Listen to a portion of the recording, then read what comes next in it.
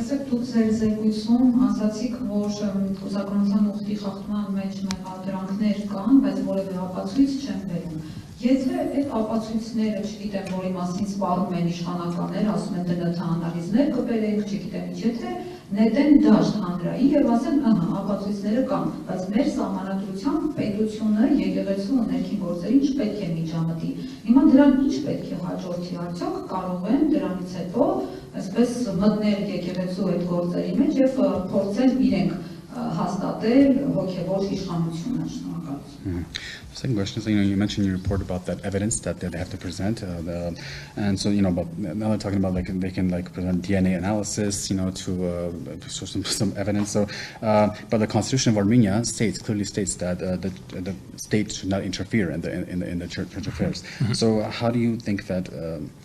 How should that? How can that be? Շատ կներեք, մեր նորից այդ վերջին հատվածը կարեք ասել հարցի։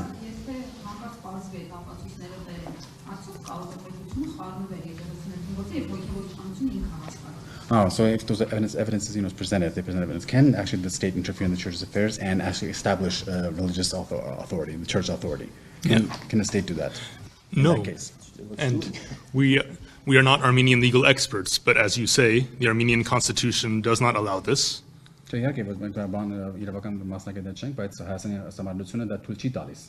more than that, international human rights law does not allow this.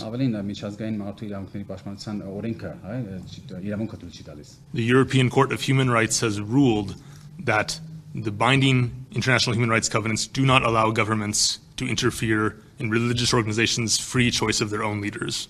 Հենց մարդկային եվրոպական կոնվենցիան նշում է, որ նշված է, որ չկարող կայացությունը ինքը անտի հայ կառավարական իշխանություններին։ This is a norm that protects all Christians everywhere in the world. Դա մի նորմ է, որ պաշտպանում է աշխարհի բոլոր քրիստոնյաներին։ Thank you.